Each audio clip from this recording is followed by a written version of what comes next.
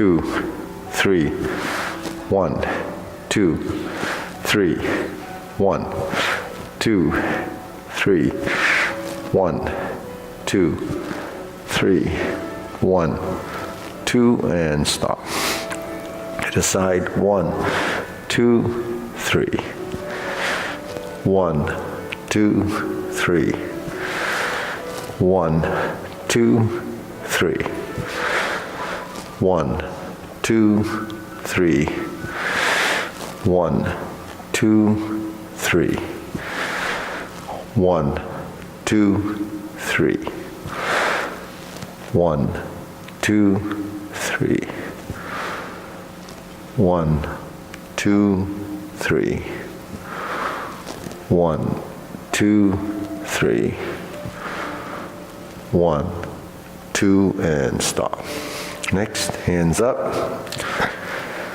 Reach down, 1, 2, 3.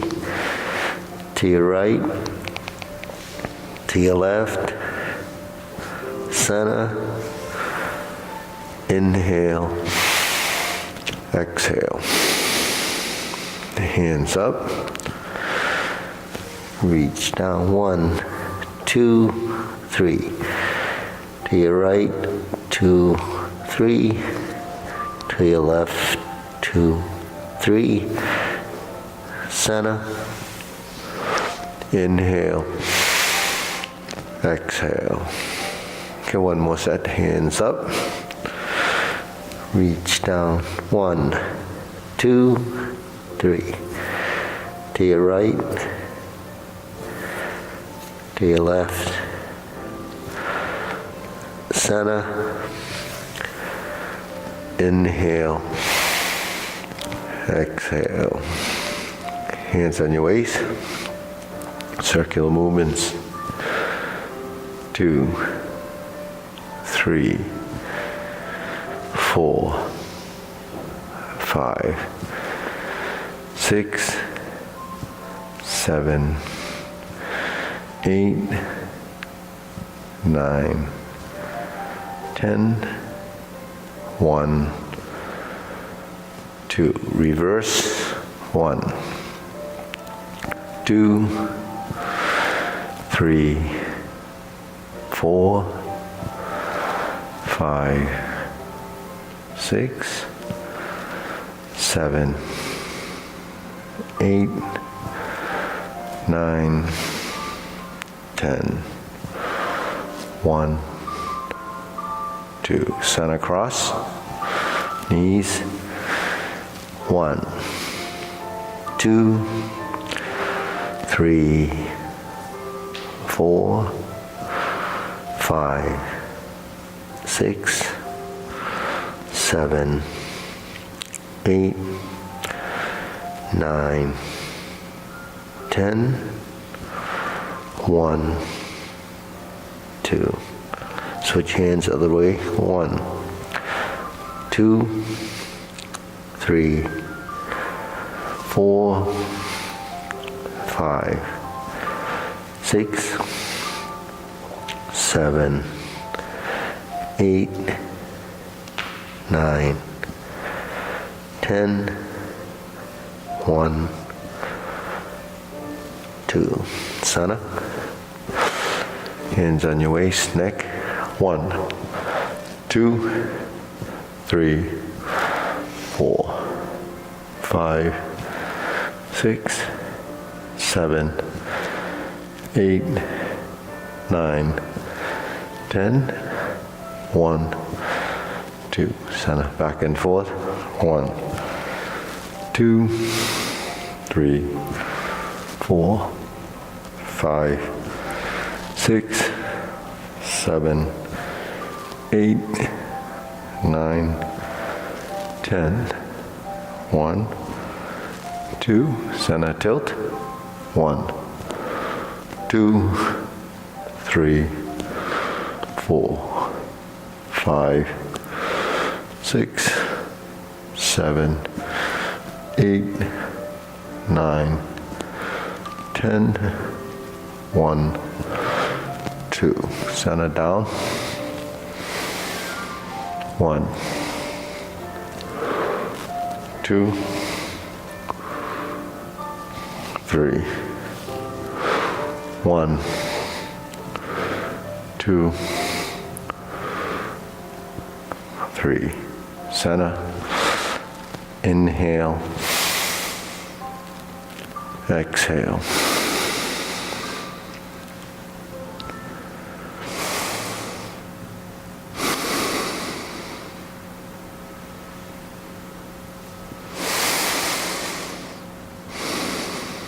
Okay, spread your feet.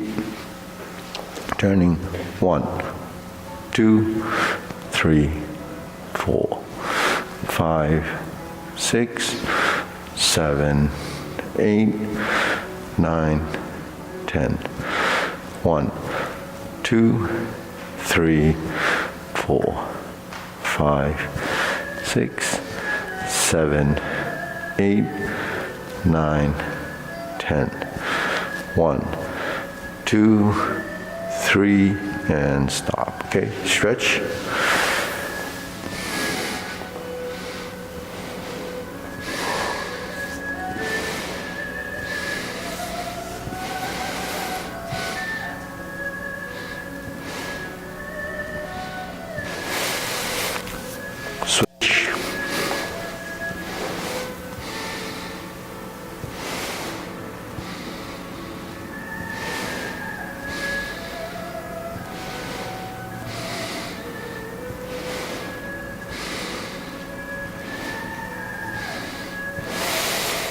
Switch.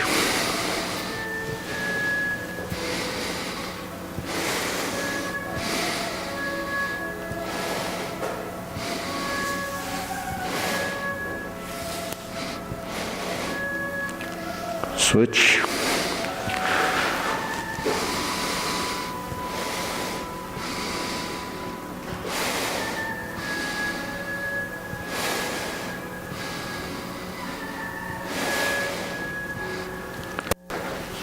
Switch. Straighten the front knee.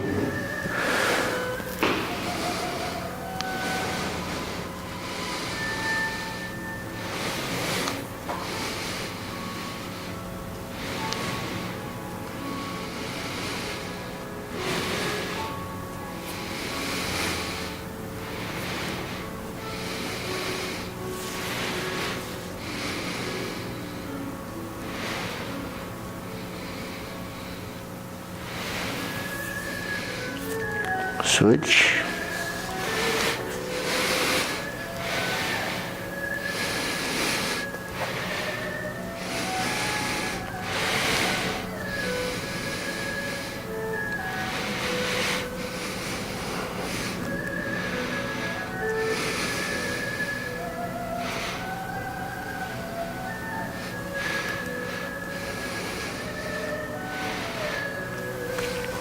Switch.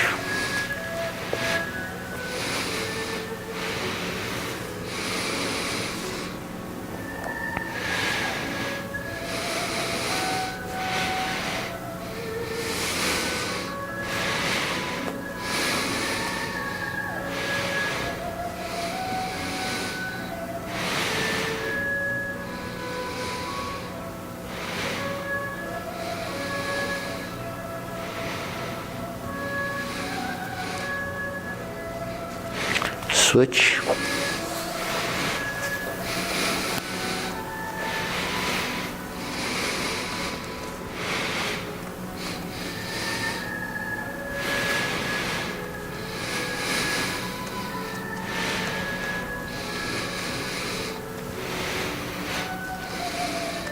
Center.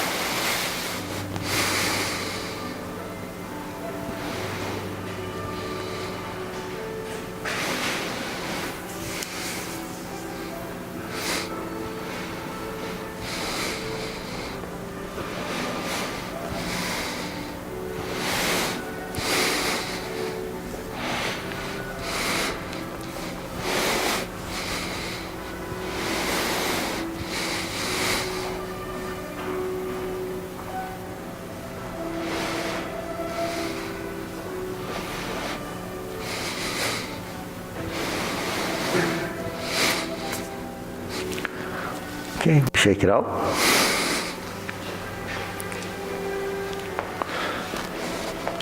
Okay, hands here. Inhale. Exhale. Inhale. Exhale. Inhale. Exhale. Okay, hands in waist, shoulder roll.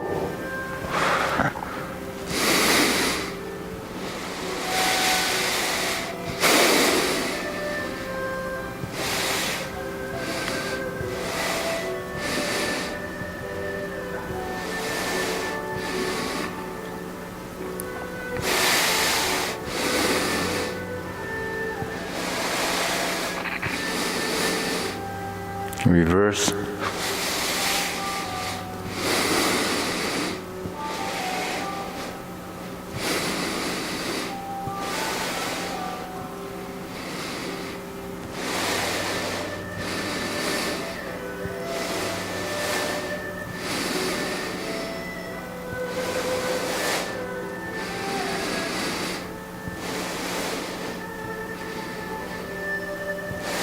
And center. Okay, press, release, exhale, inhale.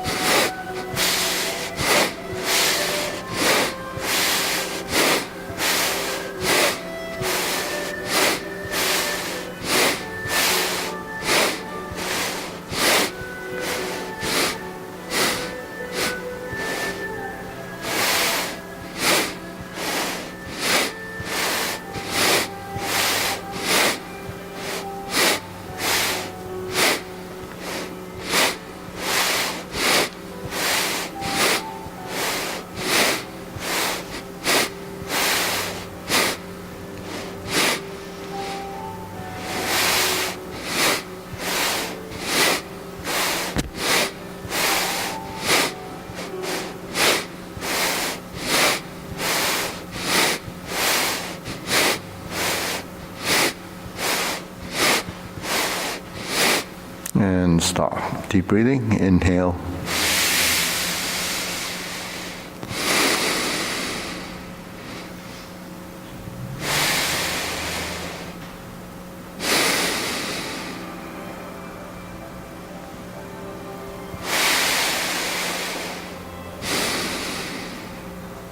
Okay, wrist.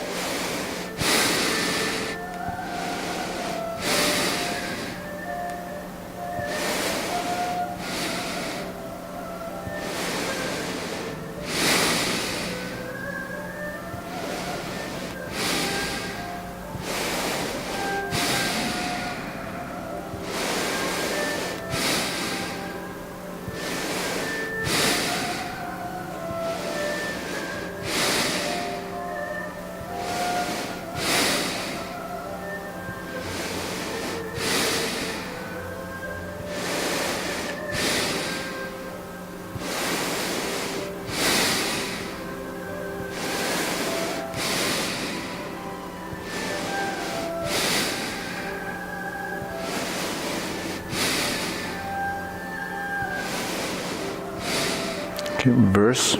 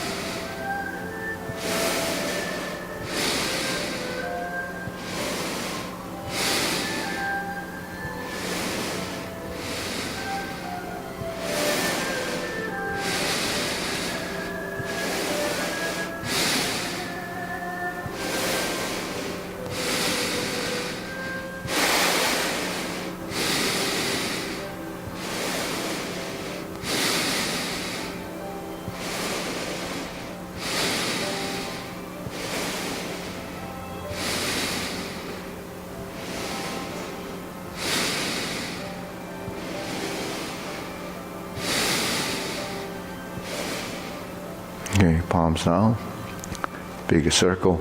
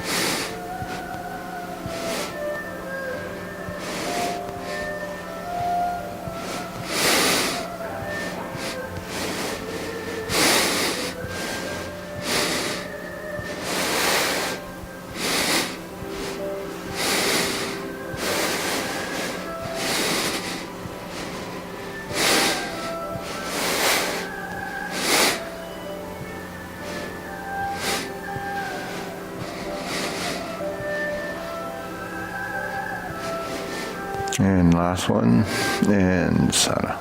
Okay, shake it out. Side to side.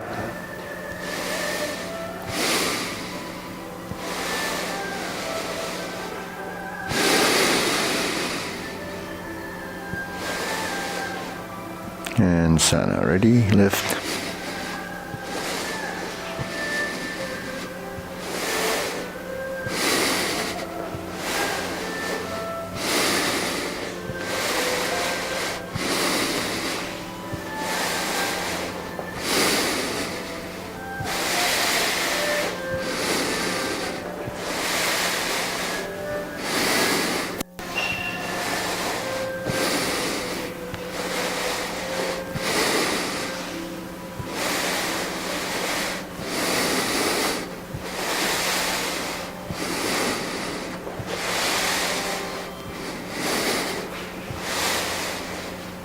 And Sana.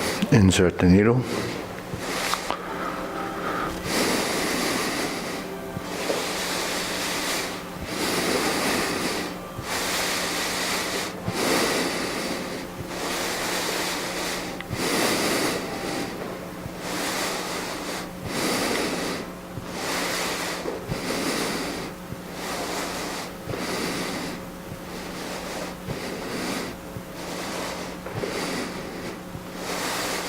Switch.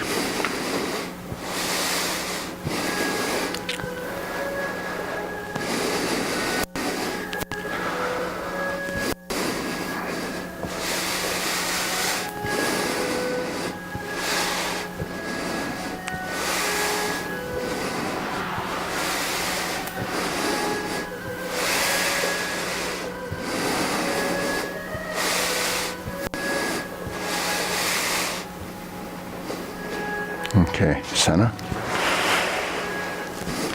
Leg swing.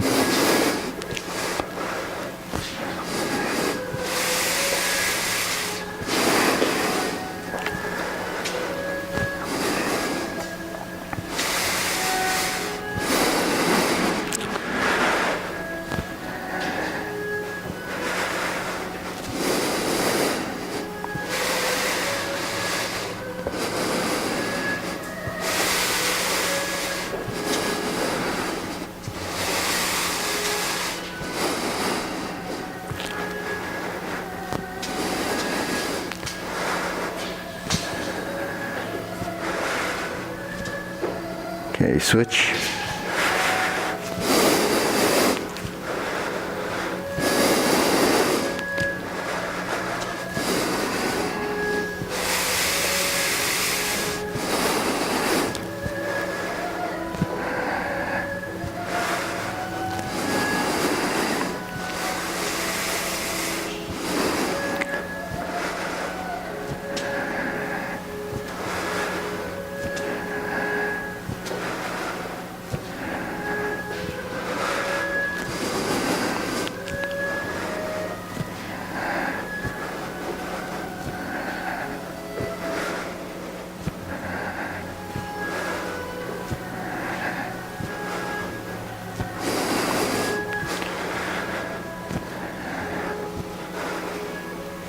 And Sana. Okay, side to side.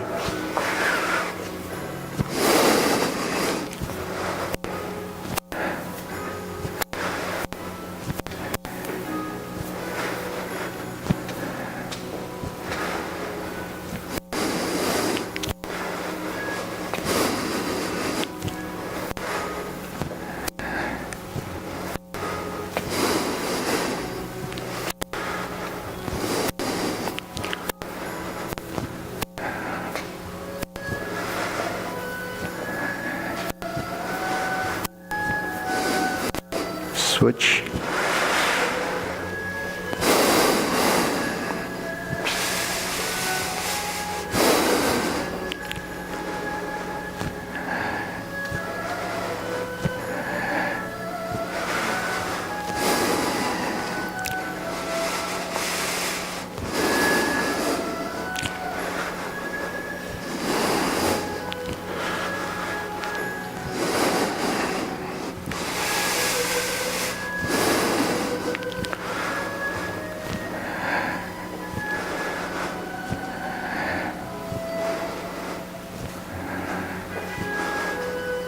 And center. Okay, shake it up.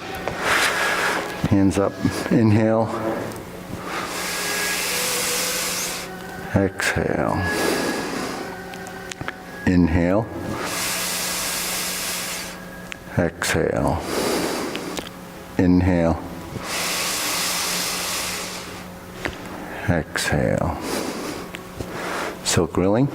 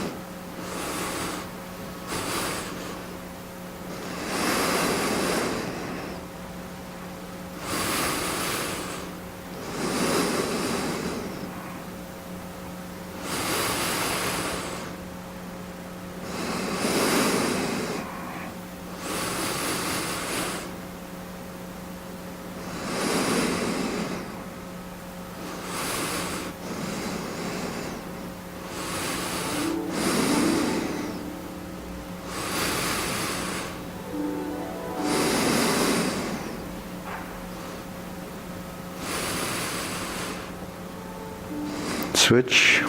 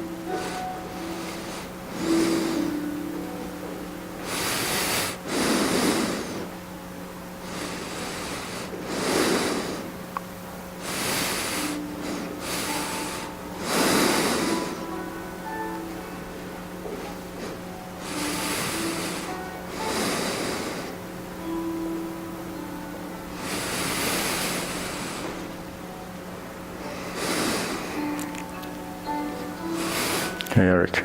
So you probably didn't realize that Thursday's class starts at 9, but it's because it's the spring schedule. But in June it'll go to 9:30. But it's okay.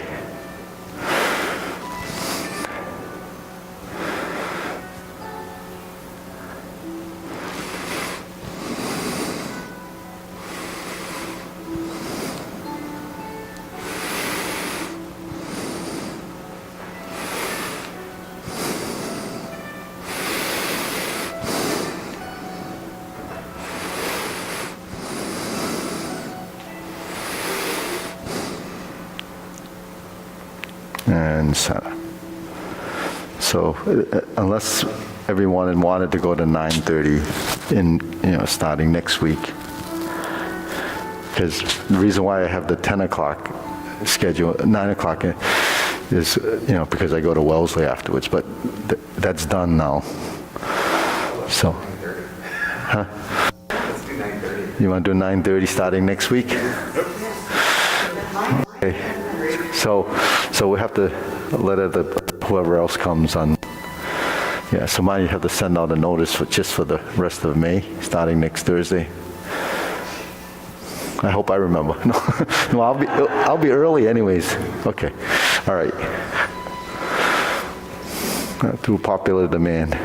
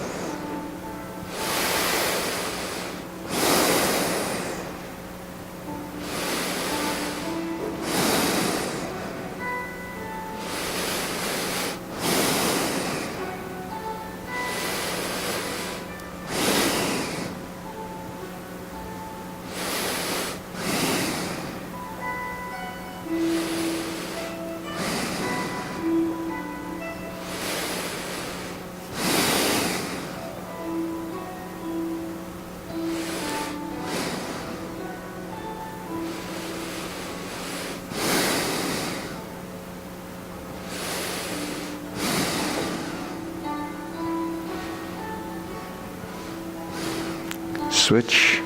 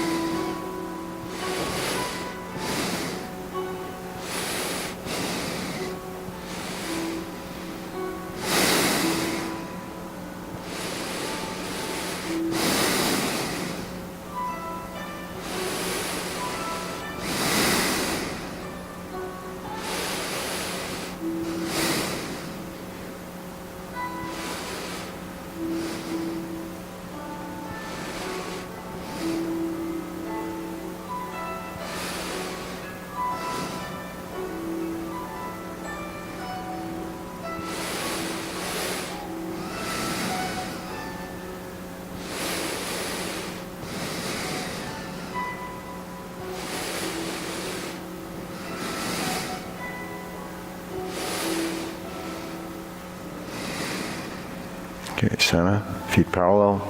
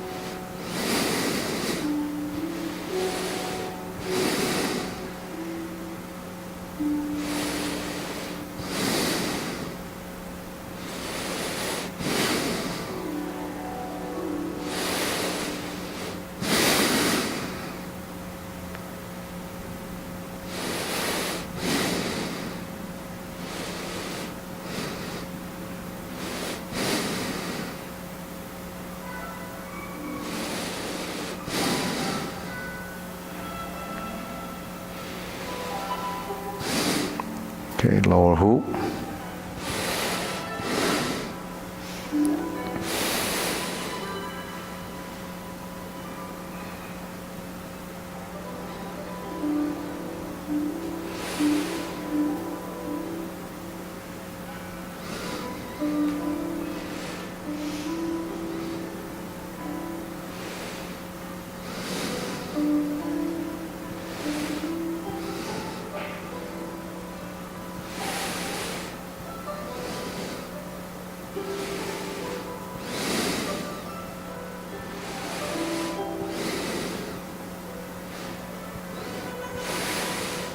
Okay, shoulder height.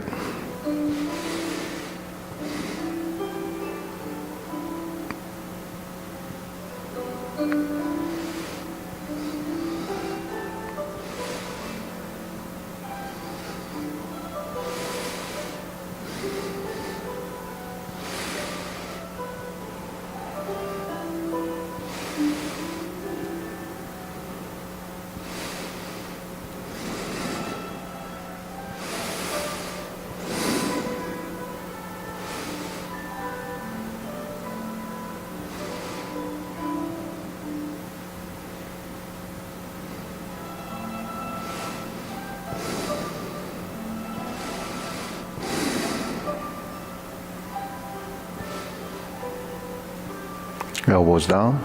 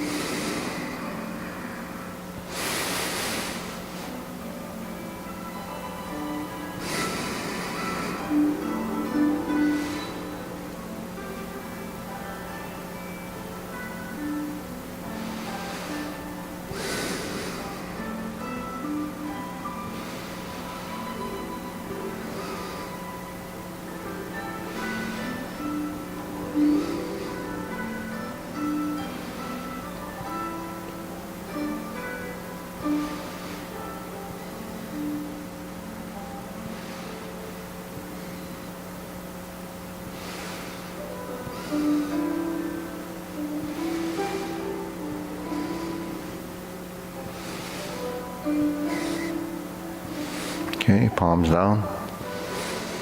Straighten up.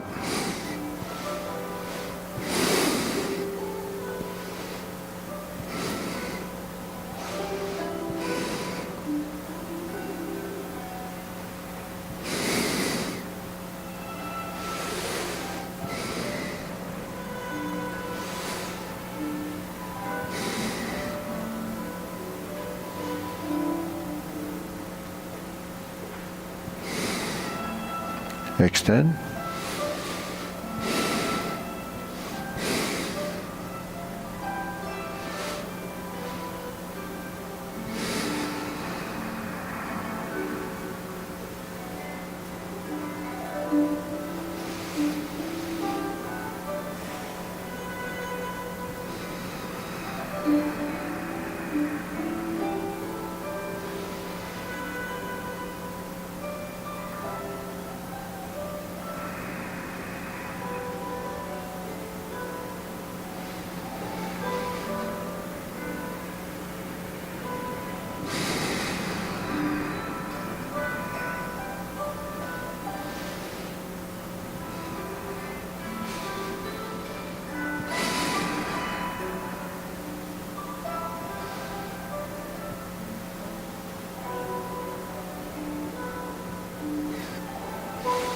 Okay, deep breathing. Inhale. Exhale.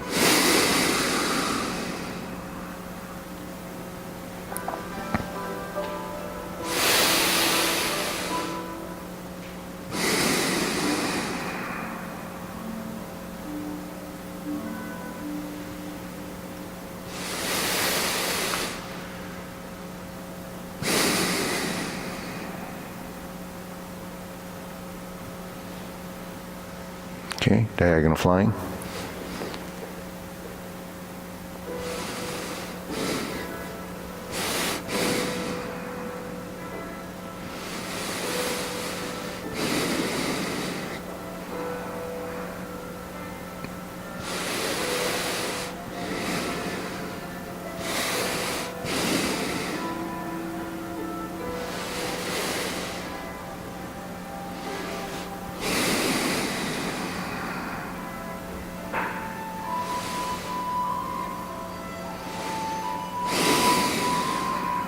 Switch.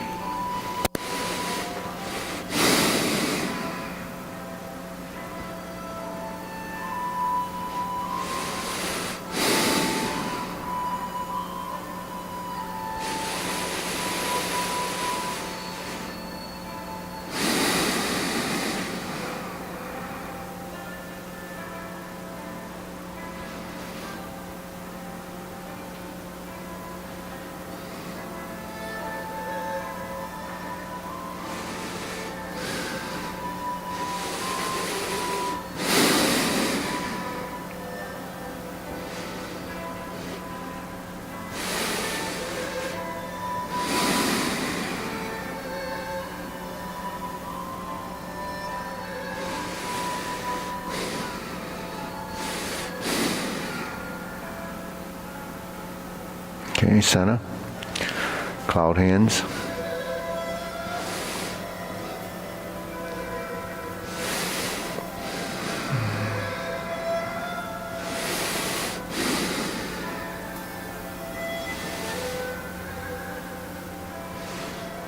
Okay, we do the footwork.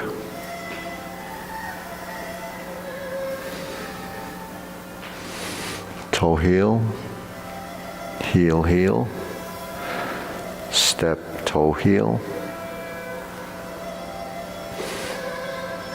toe heel, heel, heel. Going back, heel, toe heel, toe heel, heel, heel.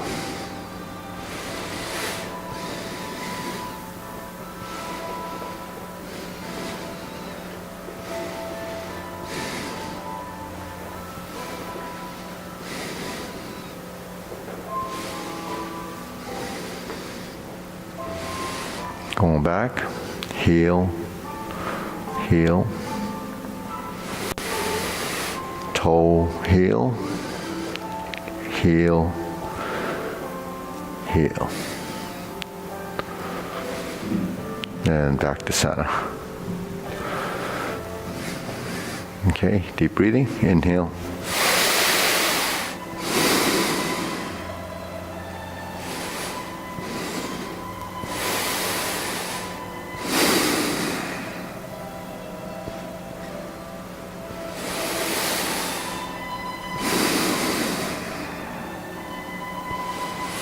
Okay, lift up, carry tiger to the mountain.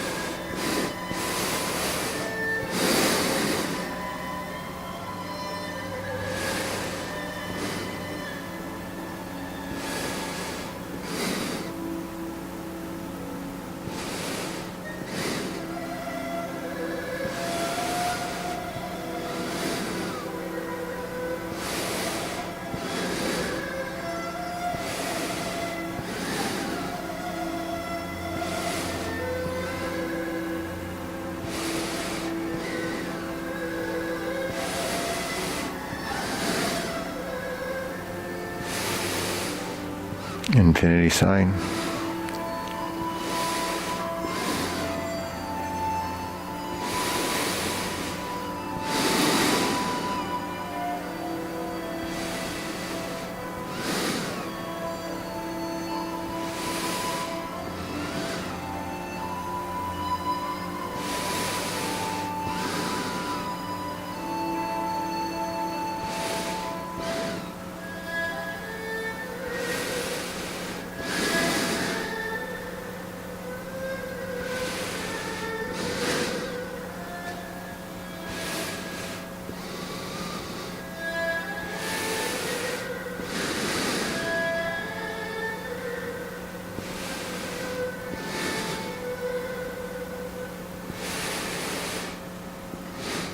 Okay, form the fists.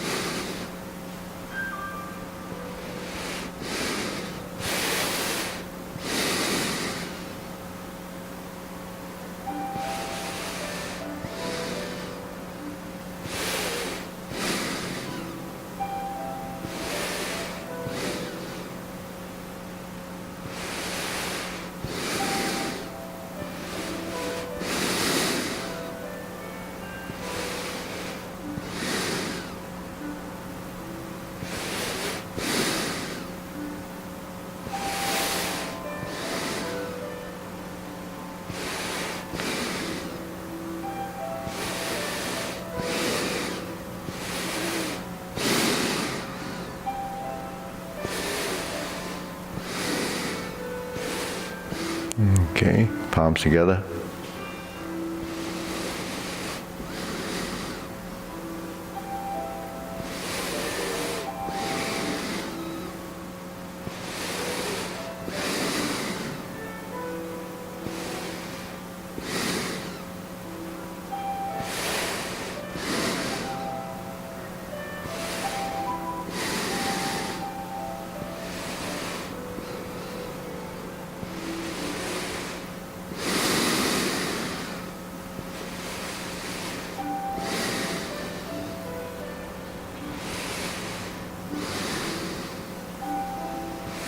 Okay, turn, draw the bow.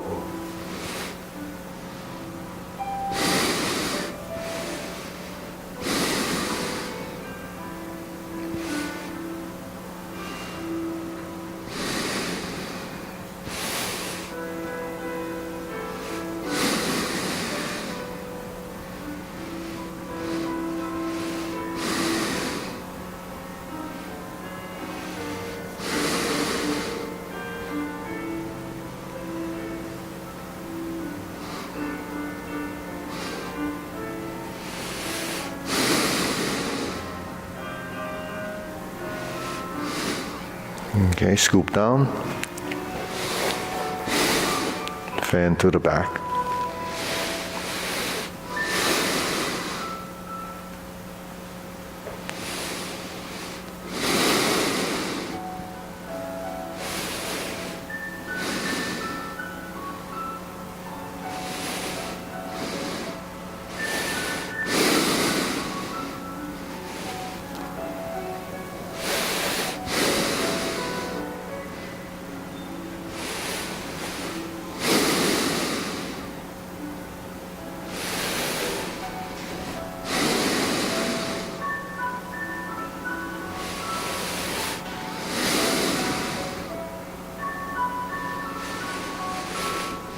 Okay, raise the hand.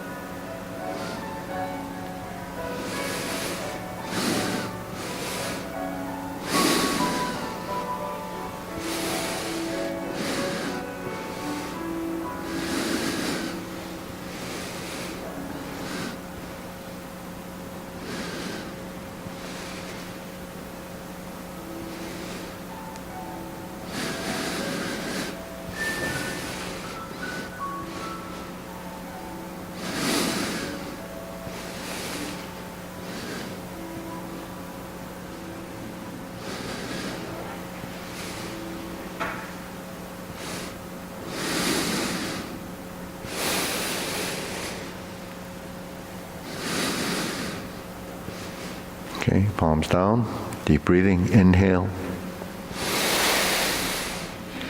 exhale,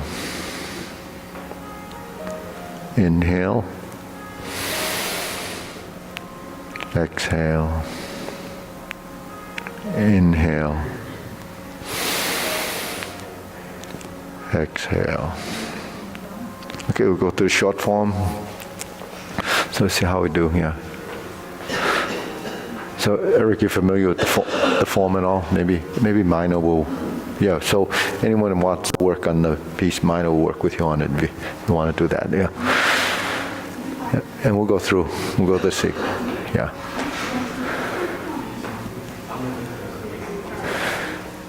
Okay, ready? We can go through, if you can follow, yeah. Preparation.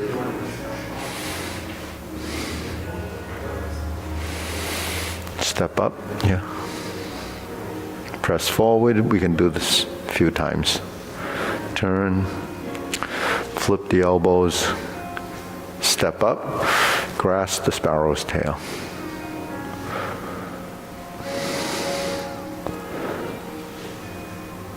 Hook your wrist, turn, single whip. Hold the ball. Shift, diagonal flying, shift, step up, press forward, raise the hand, bend from the waist, stork flaps wings. turn. Brush knee, right side push. Ming, you want to come inside? Ming, you want to stand in the middle here? That way you have someone to follow. Yeah. Brush knee second time. Third time. Going to the left. Step up. Brush knee and push. Step up again. Go to the right side.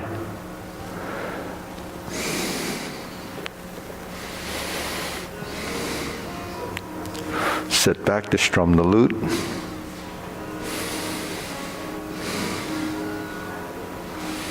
Close the door. Form the fist. Punch. Divert, block, and punch. Cross the arms. Leopard and tiger springs to mountain. Go to neutral left side, turn. Stroke out, fist under elbow. Neutral position, repulse the monkey left side first.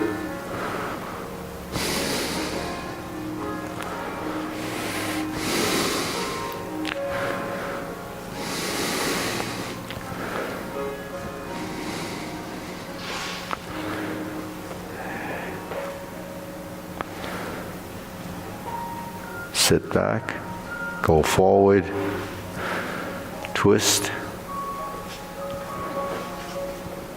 repulse the monkey. Now go to right side vertical, hold the ball, turn, diagonal flying, sit back, insert the needle. Step up, fan to the back. Turn. Stroke down, parry and punch. Form the fist, toe out, step up. Punch. Divert, block, and punch. Cross the arms, leopard and tiger springs to mountain. Palms down, turn to the back corner. Okay, yeah, stay there, it's good. Raise the hand, square the feet, cross the arm, raise the left hand, bend from the waist, stork flaps wings, toe heel, left side grasp the sparrow's tail. Hook your wrist, open the stance, hold the ball. Flip it over, diagonal flying. Stroke down, part the horse's mane. Toe out, step up. Stroke down, part the horse's mane. Cross over, Jade Lady work shuttle.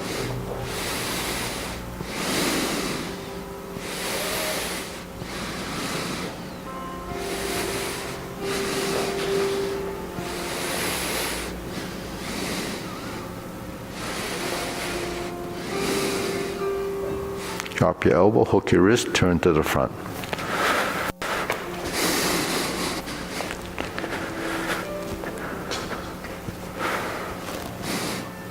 Cloud hands, turn. This is the footwork. Toe heel. Toe heel. Hook your wrist back to single whip. Hold the ball. Turn it over. Diagonal flying right side. Fingertips to the side, shift your weight, step backwards. Hands to the front, sit into the back leg, cross the forearms, find a position that's going to bring you into a parallel shoulder width stance with the elbows out. So those are all the, transitions that you need. So how do you determine a shoulder width stance? We've done this before. You put a 90-degree angle right where the heels meet, and you pivot on the balls of your feet. That's going to establish a shoulder width stance. Okay, it's approximate. So what is this? 45-degree angle. Right? If I straighten this foot and pull it in, or straighten this foot and pull it in, one side is going to be a supporting leg. So the 45-degree position actually gives you more stability than that, right? Because this is like this. So when you turn it in and you step up, or you do this, that's how we open the form, right? We start like this,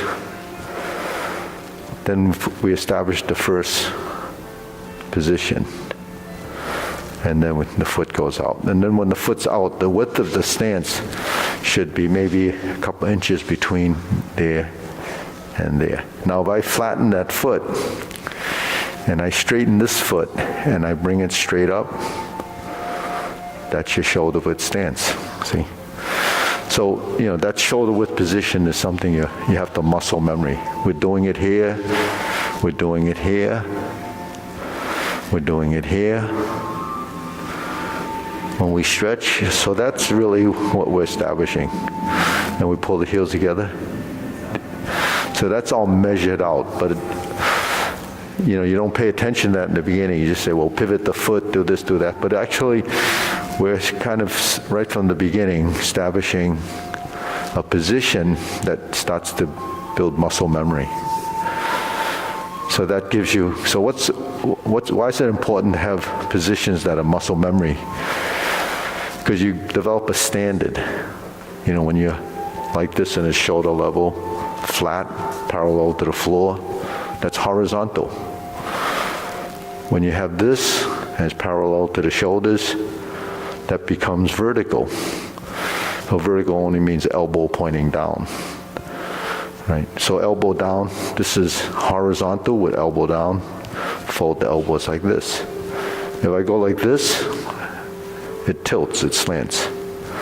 There's your oblique. If we go like this, square, right, flat, flat, cross, open, flip, cross, cross, right, cross, right, cross, cross, open. So our skeletal structure can find all these positions. So we use these positions not just, for the sake of using them. It helps you develop an accuracy standard of positioning, skeletal memory, 45 degrees. 0 or vertical, right? 45 degrees. 45 degrees.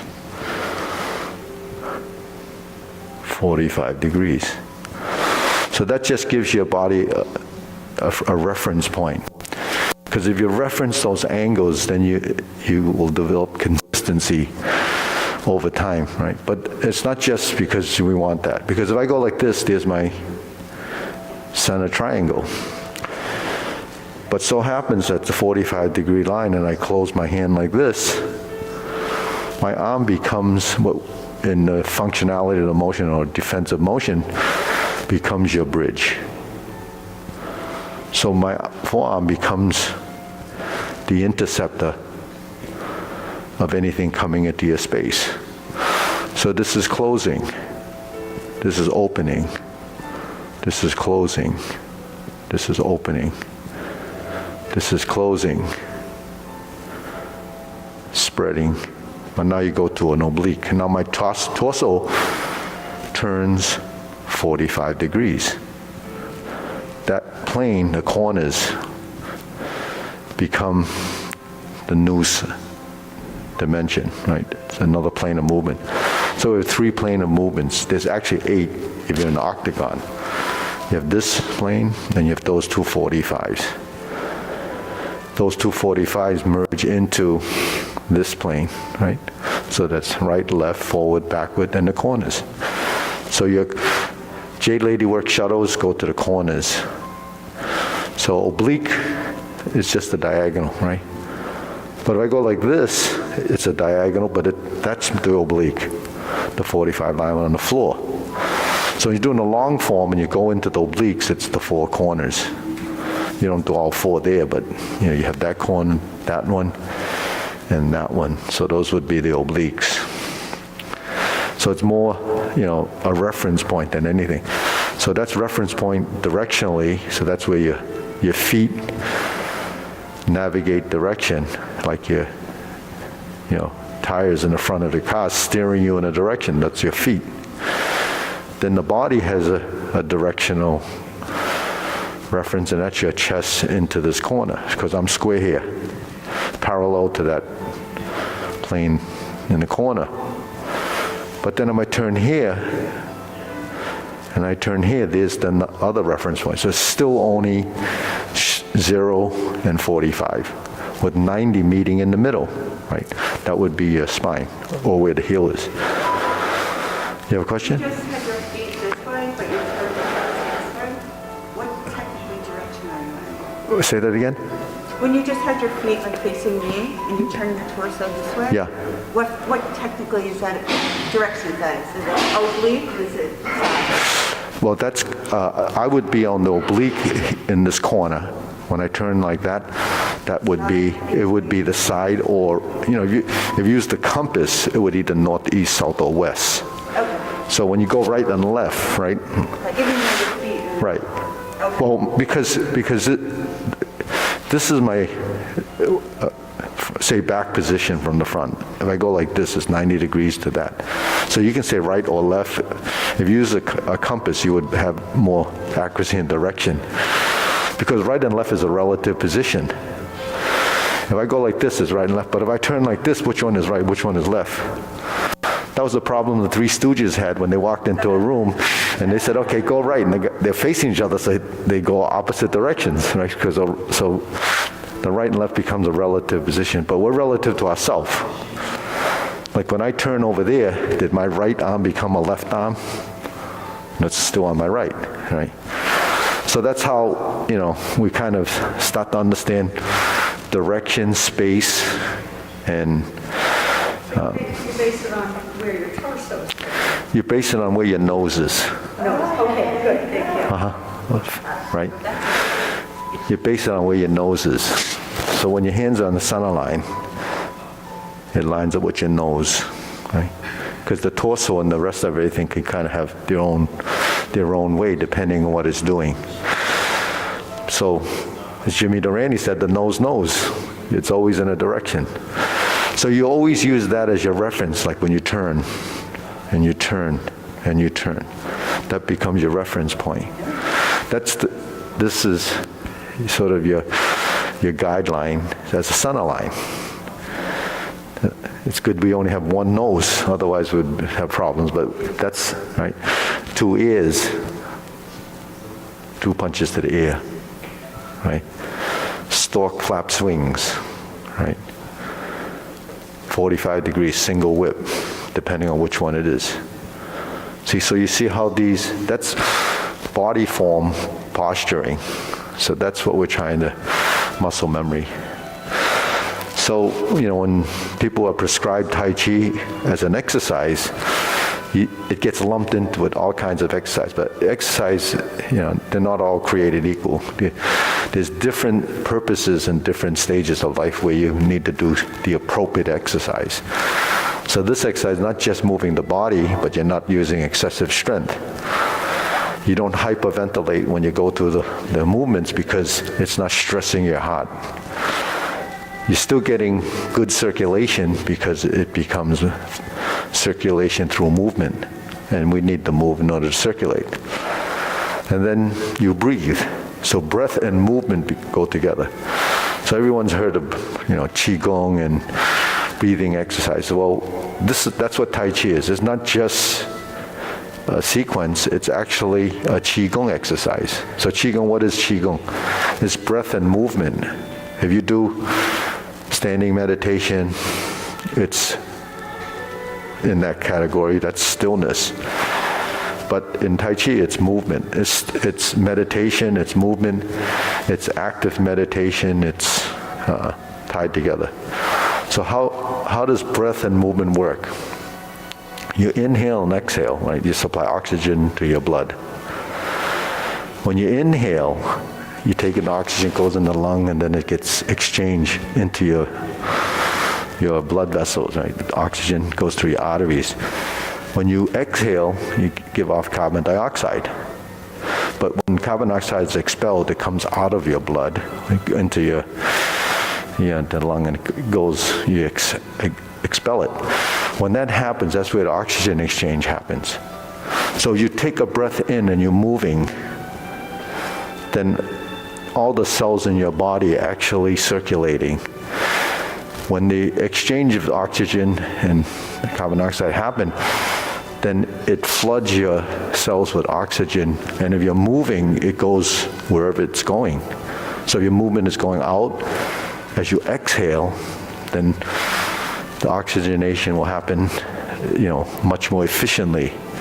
But if you don't move, it's just going to happen anyways, right? Oxygen, but it's not going to be the same, because the quality of the breath and the quality of, how much oxygen goes into the parts that don't move is going to be minimized, right? Because oxygen goes, like anything, goes to sort of the path of least resistance. So if your body's resisting, then you're not going to get good circulation. So that's kind of it in a nutshell. So why do we move? Why do we stand?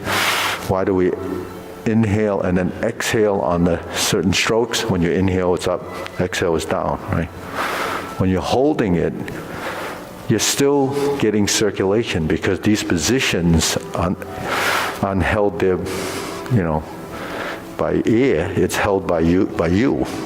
Your system is creating this position. Now, where your fingers are, how round it is, all of this is part of the muscle. That muscle memory and that position that's created by what the mind has told the body to do is using the neurons and the different energies to hold that. That's part of the proprioception. Because your proprioception will realize this and then it holds it. But it seems like you're not doing anything, but you're doing just enough to hold it here, not drop it to here. So if you're holding this and your shoulders are getting tired because your skeleton is not in the correct position. If you're holding and it's getting tired, it's because you're using excessive strength. If you're holding and it's getting tired, it's using erroneous strength. So what happens?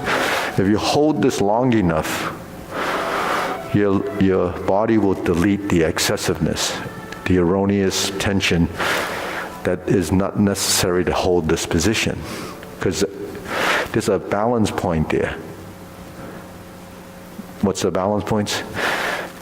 Anything more than the lift, more than I need, my arms will continue to go up. Deficiency with the arms would want to fall down. So between this and that, there's a balance in position. And then you're standing, and you have to create the vertical line in the spine as you sit or stand, depending on. So that's why we do these standing positions. So there is, there's some logic and, reasoning for doing what we do, but it's all a training. When you train, it's putting your body through this process to identify through repetition and to develop the muscle memory and the correct strength. We're actually learning how to use our strength, because we really don't, we learn to use strength through experience. When you're doing things, you know how much strength how to do it. If you're using a hammer, you know how to swing it. If you don't know how to swing a hammer, you can't hit the target, position, accuracy, speed, right? If you try to use a hammer and try to push a nail in like this, it won't work, because it requires force.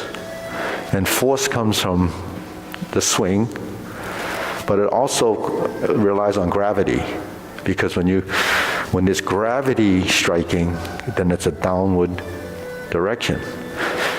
Forces happen vertically, right? So if you drop the hammer vertically down at a target, it's going to hit with force. If you drop it like this, that's putting muscular force.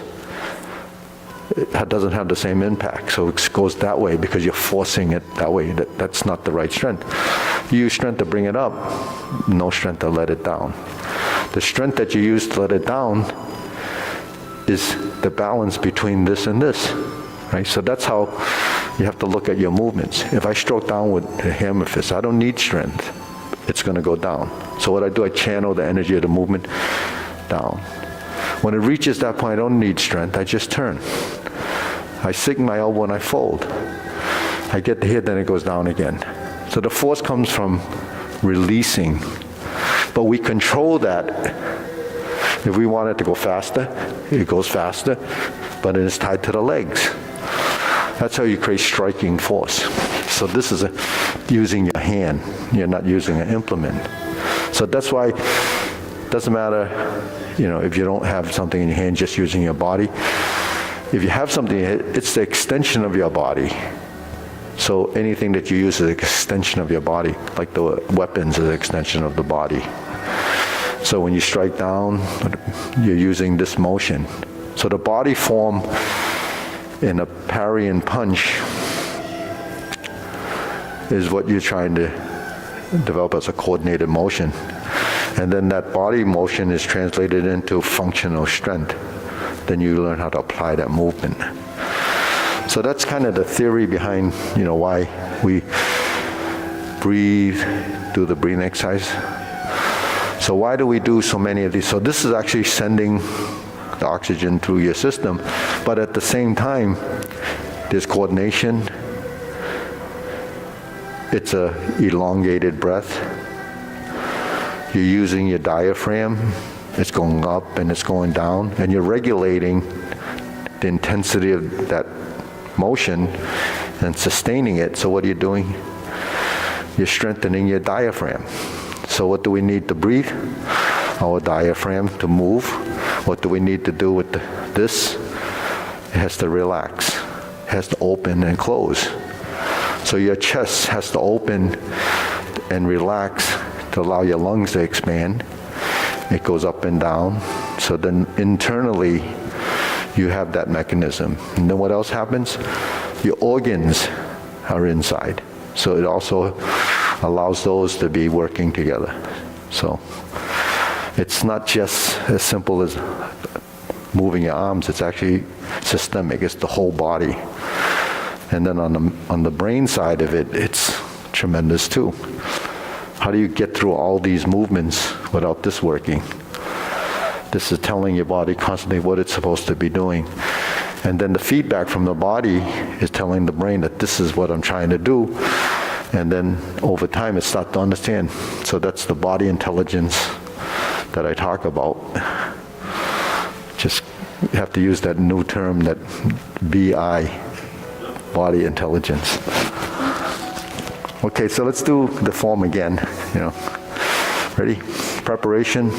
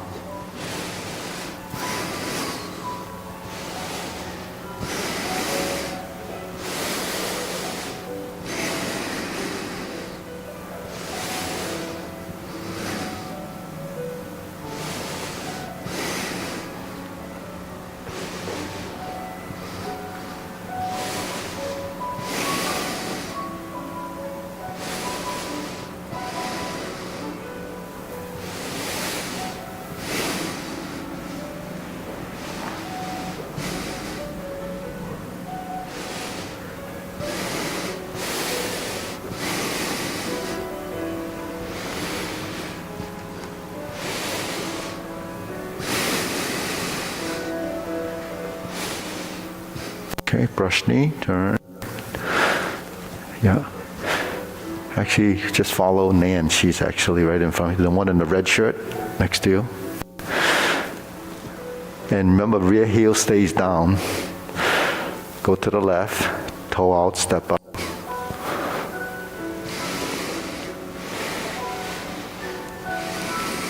Sit back and go forward. Twist step, step up. So this is shifting of weight, substantial and insubstantial, solid and empty. Strum the lute, turn to the right, move to the left center. Close the door. Fold the elbows and knees, form the fists.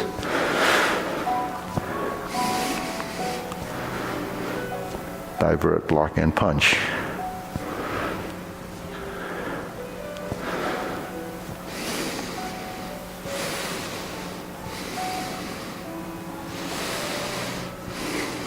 Neutral position, fist on the elbow.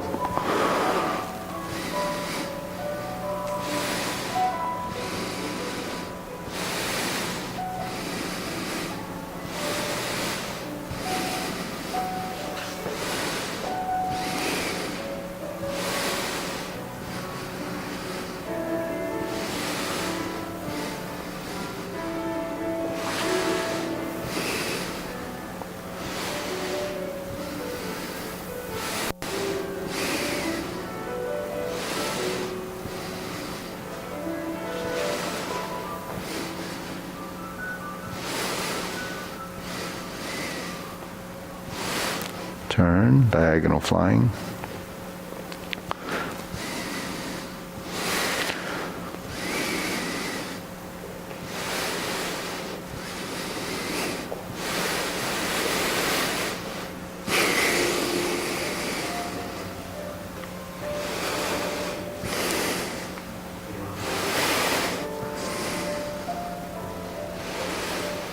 Form the fist.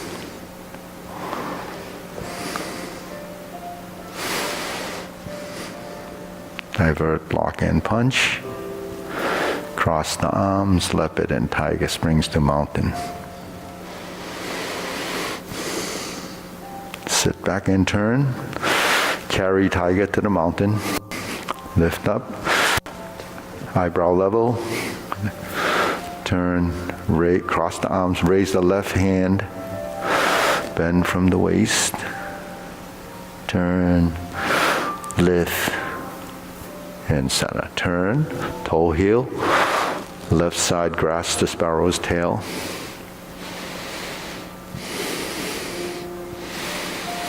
Hook your wrists.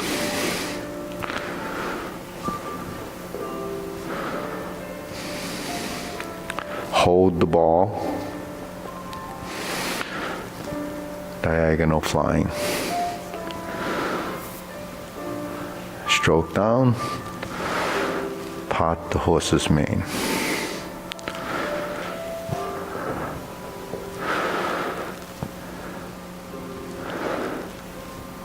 Cross corner.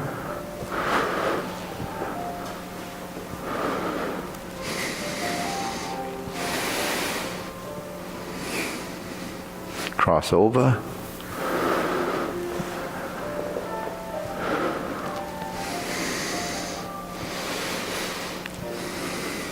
Drop your elbow, hook your wrist. Open the stance. So now you're in a single whip stance, and we'll do the cloud hands.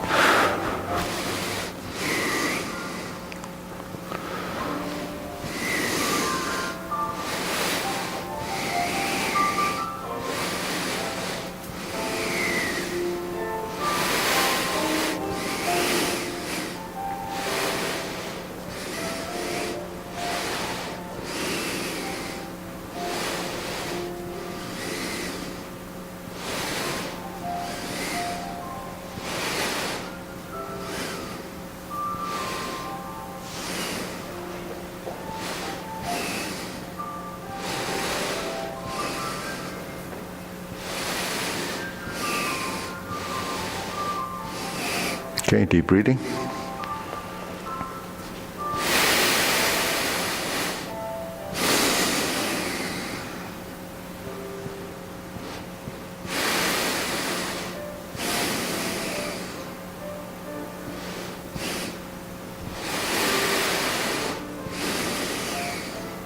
Okay, so you want to join Minor?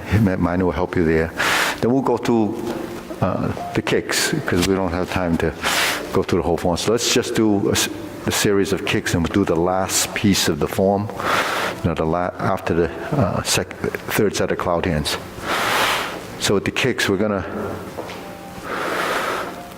do that. So we just talked about the vertical and the horizontal, right? So there's the vertical, there's the horizontal. This is the hoop, this is the hand in front of the nose, right? So that's where we're going, the center line. Then we cross the forearm, flip it over, turn. Now it goes to this position.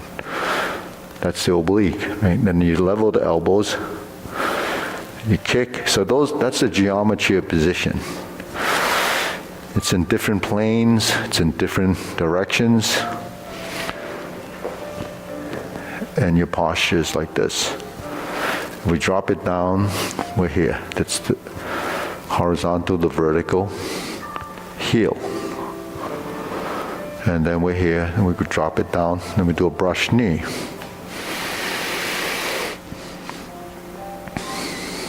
Then we do one on the other side. So when you do these movements, try to develop accuracy of movement, try to understand the relationship between the two sides, and what you reference, your body, planting punch. Now if we just retreat, we can do a parry and punch, right? If we step up, we're doing the fourth movement, and that's beat the tiger.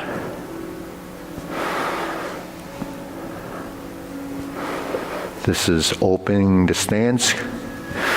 You cross behind, you go up through center, in front of the nose, and you turn. Now when I turn the body, the nose and the hands are working together. You see what I mean? That synchronization of, now here you follow and you turn. Just move your body and you end up in the back corner, directing through the feet. So I steer myself into that direction. I lower the hands, I cross the forearm, I level the elbows, I lift my knee, there's a heel kick. I reference the two ears and the temple. That's two punches to the ear. Cross the arms, like that, right? Flip it over, fold the elbows, lift the knee open, cross and turn. Flip the hands over, drop it down, fold the elbows, lift the knee, open to here. Stroke down, parry and punch. So that whole series, actually I referenced the corners a lot, because you have the forward position, I have the corner position, that goes from there to here. I have the frontal position, I have the corner position, and my kick goes there.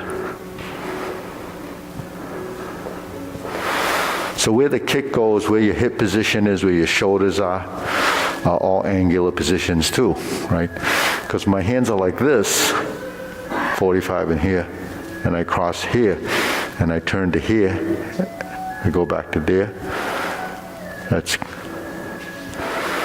open and close, rise and fall. So the torso's there, the leg is going there. So this, the hip, and this are referencing direction and position. So to open and close, there's a balance and motion. Balance and motion is that the musculature has to work in unison, and you create those actions. So that's where, the motor skill comes from, and, all the stuff that we're talking about. Proprioception, spatial awareness, direction, where's it going, where does your body have to face. These are all things we don't really understand until you start to pay attention to it. But you couldn't pay attention in the beginning because you didn't know, right? The body didn't know.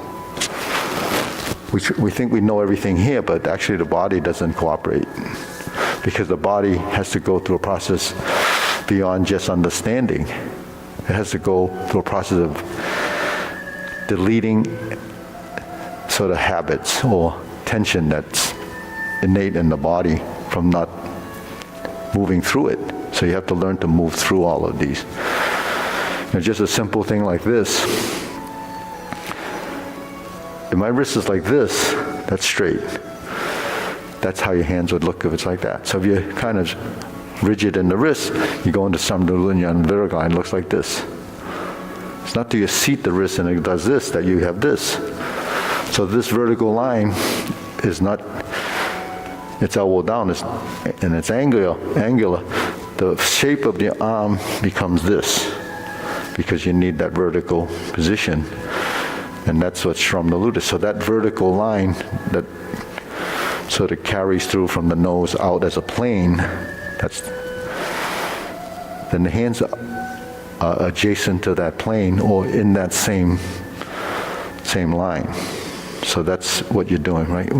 Your hands here. When you clap your hands, you can't clap your hands unless you drop your elbow, right? You have to do this, right? So then the hands are folded. Unless you're clapping like this, or like this, right? So we know what clapping in position is, but the thing is, when you turn them over like this, then there's no reference point, because you don't know how to move the elbows. But that's flipping it over, carry tiger to the mountain, or high pat the horse. Those are just movements that crisscross. So understanding movement is, part of this, that's going to be the struggle, to understand what the movement is doing, the geometry of those positions, and then the structure. The structure comes from, the shapes, the geometric shapes. The structure is what becomes the functional part of it. You don't build a house with just random angles. It's always either 30 degrees, 45 degrees, vertical, horizontal. Those are the trueness of accuracy of position.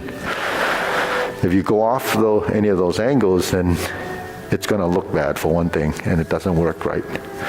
Why don't they use odd angles? Because all your tools are designed to do those angles. 22.5 is another angle that they use, but you have to use those standards. That becomes a standard. Any variant of that is going to be something that you'd have to adjust everything to make it work. So we don't, if you do movements like the way I'm talking about using those angles, then you have accuracy. The variant of that is when it becomes a circle, and then it becomes, but you still have to pass through these angles. You can't, 45, 90, 0 is always there somewhere. Okay, ready? Okay, bow.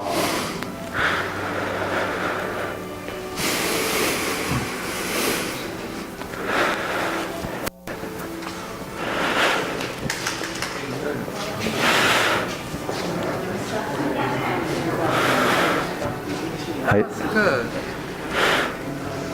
Whole body. Yeah. I have a chicken. Chicken? Okay. There is the chicken. The stork flaps wings is the chicken wings. But I really have to think about it.